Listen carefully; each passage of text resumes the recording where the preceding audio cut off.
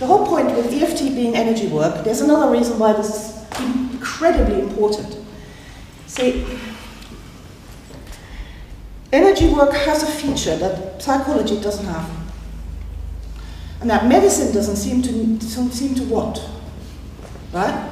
It's all about pain relief, so that you don't feel pain anymore.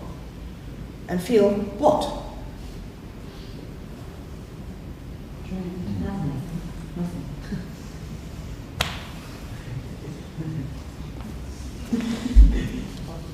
You're healed. Great. Now this is completely understandable, right? You're coming from a medical model here. Somebody comes in, ow, ow, I've got terrible toothache, terrible toothache. What's the good state is for the toothache to stop, right? And the guy goes home and doesn't have to think about his teeth anymore. I'm going to do something else instead. The thought of what could we do to those teeth to actually make them feel good isn't on the menu there at all, is it? It's not on the agenda. And perhaps it doesn't have to be, but we could, when we're not talking about teeth, but let's say somebody's bottom hurts or something, and they come to the doctor takes the pain away. Now we might ask, what could the doctor do to send his patient home in a highly energized end state?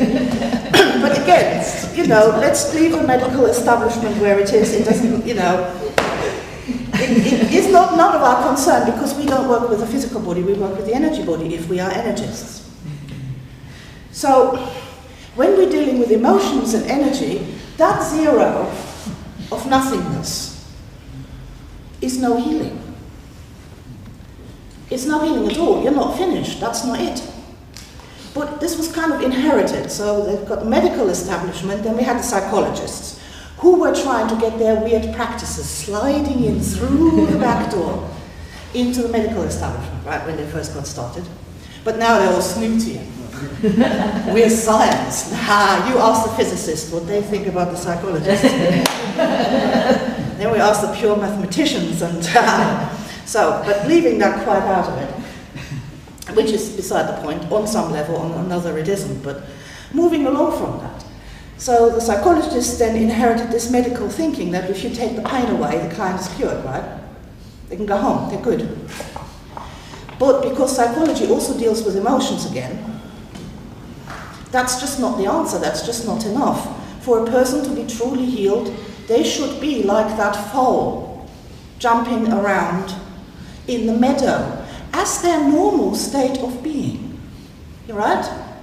That there shouldn't be any extra effort required. You know, you don't have to go to this foal and have it stand on one leg for half an hour and think about the blue sky.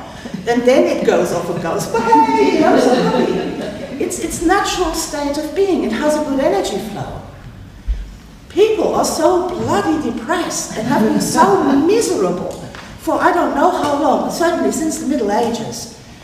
Our thing about happiness is just totally skewed. It's just way too low, our expectation of what can be achieved. That's a fact.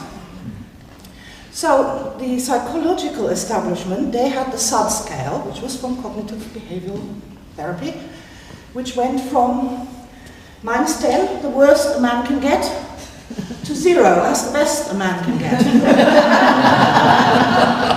Now you are laughing, but this is still in action everywhere apart from in this very building right now, and perhaps 5 or 6 other places where I've talked.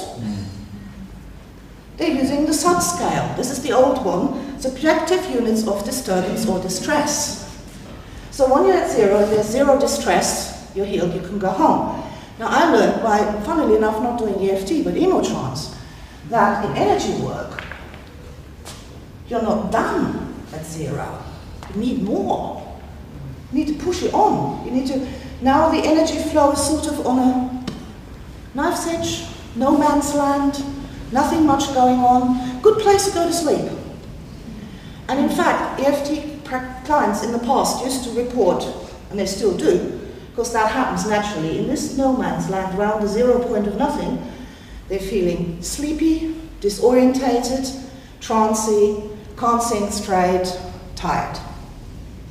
Right, that's the symptom. Any person who gets to that point feels that, around there. Now I call this the no man's land of nothingness. It's like you're coming out of this, I don't know, shell fire, nightmare, hell, and then you can walk into the no man's land. And of course that's a lot better than that, you know. Slowly your ears stop ringing and you can start breathing again.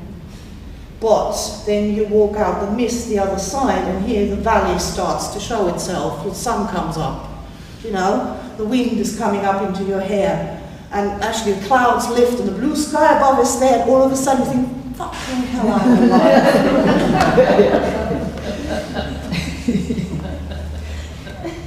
And when you're there at the I'm alive, then you're at the same place where that fowl is that is hopping around in the nice green orchard.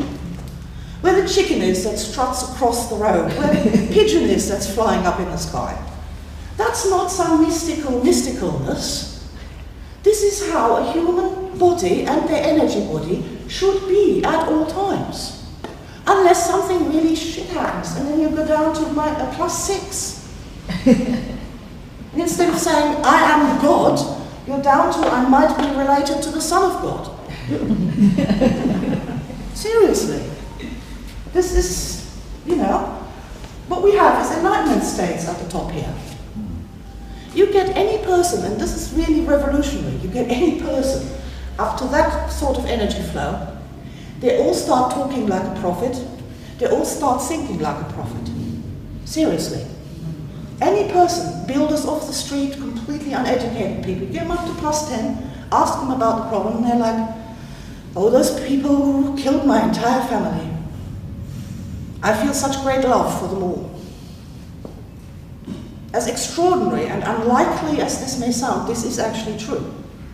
And if you're working with the Suska, which amazingly has this positive side, and this in and of itself, I'd like you to just take a moment. We are in the year 2012. Yeah? Is that about right? Planet Earth, is that where we are? And I come along and put this positive thing on here.